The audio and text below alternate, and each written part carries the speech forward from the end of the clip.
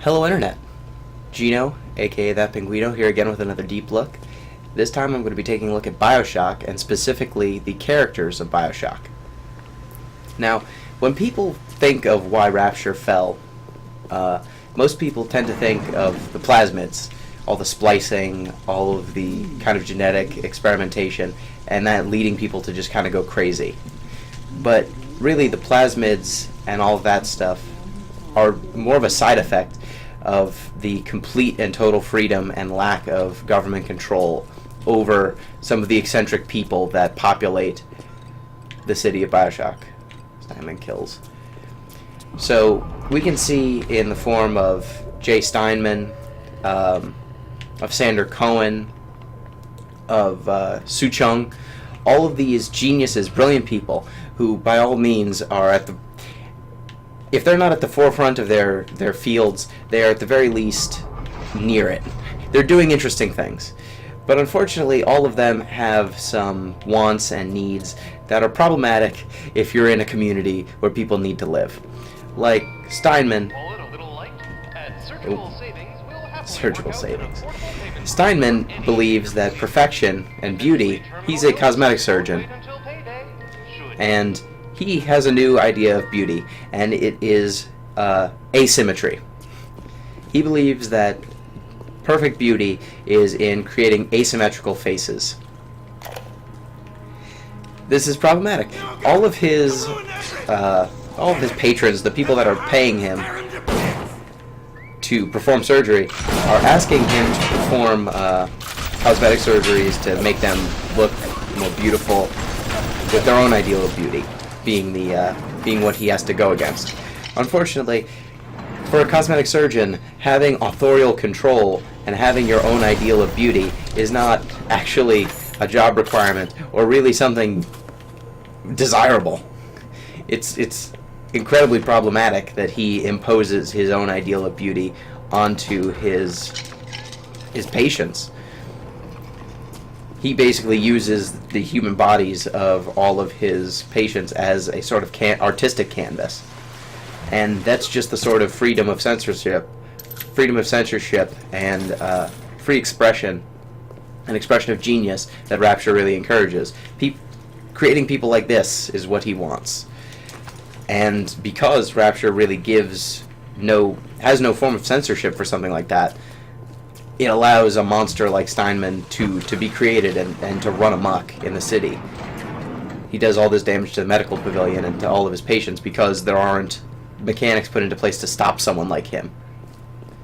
Adam denies us any excuse for not being beautiful. He starts lashing out against people he perceives as ugly because he sees that as a freedom of choice, as a crime and an affront. What can I do with this one, Aphrodite? She won't stay still! I want to make them beautiful, but they always turn out wrong! That was too fat! This was too tall! This was too symmetrical! And now... what's this goddess? An intruder! He is ugly! Ugly! Ugly! Ugly!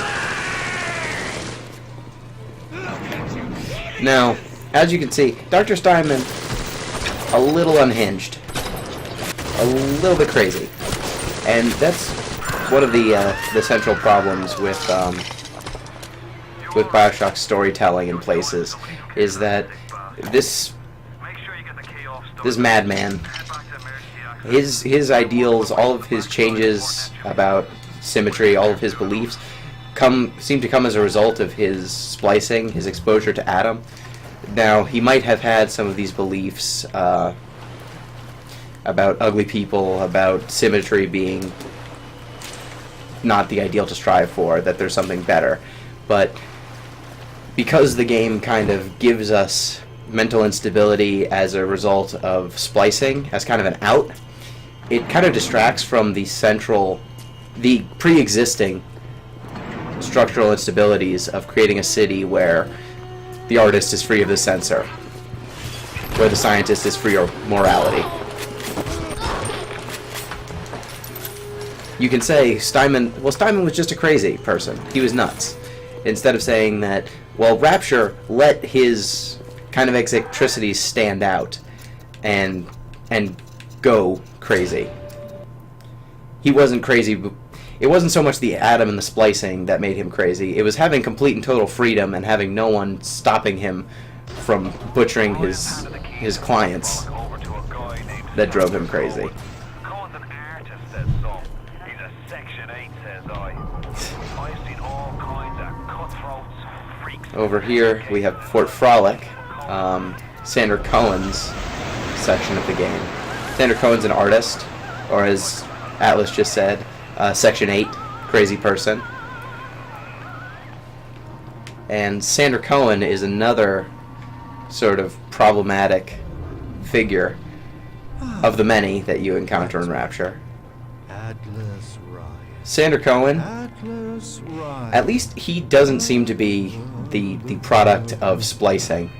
He seems to be more the product of Forget something decent. avant-garde art with no censorship. The artist has a His form of art is performance art. He likes the spirit.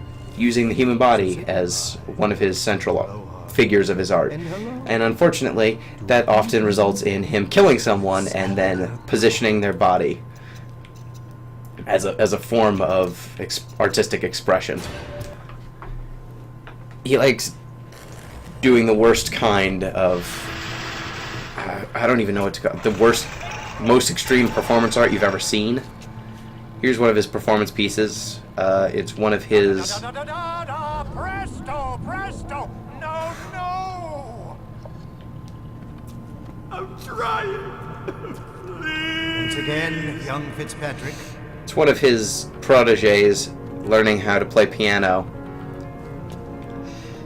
And all over Fort Frolic, we can see evidence of his art, of the people he's harmed, of the people you he's sick fuck, let me out of there. of the people he's butchered.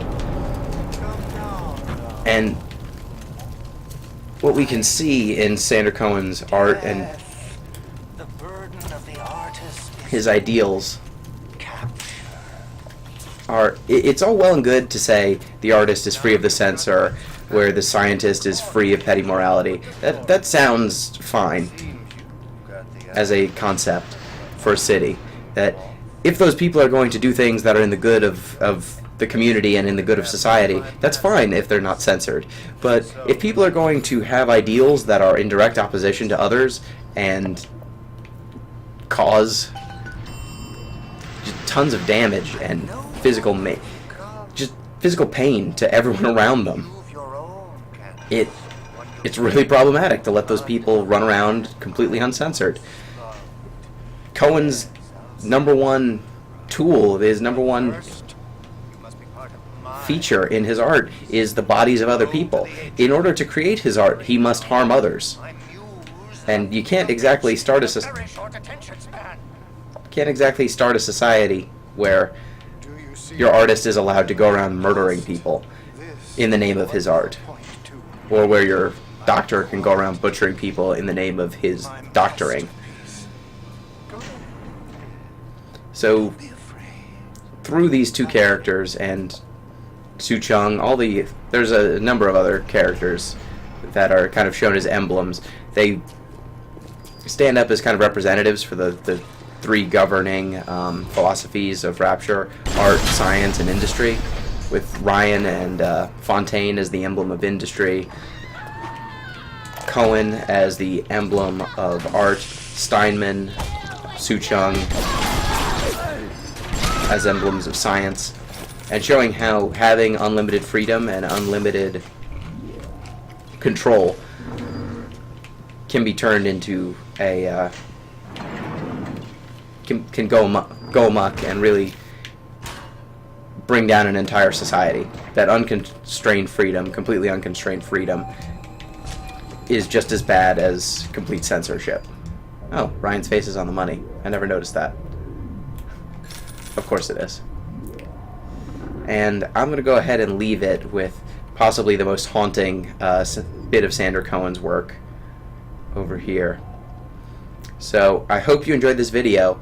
I hope it pointed out a little bit of how Rapture was problematic long before there was splicing and long before there were plasmids, all that stuff. Once you just say every person in our city can do whatever they want, if anyone at that point decides that, hey, what I want to do is kill people, or if what I want to do is, yeah, maybe it'll endanger some people, but who cares? I can do it. I have freedom. If you don't have any mechanism to stop those people, it'll tear your society apart in one way or another. So let me send this out with the Wild Bunny. Hope you enjoyed this video. Wild Bunny by Sander Cohen. I want to take the ears off, but I can't. I hop, and when I hop, I never get off the ground. It's my curse, my eternal curse. I want to take the ears off, but I can't. It's my curse. It's my fucking curse. I want to take the ears off. Please, take them off. Please.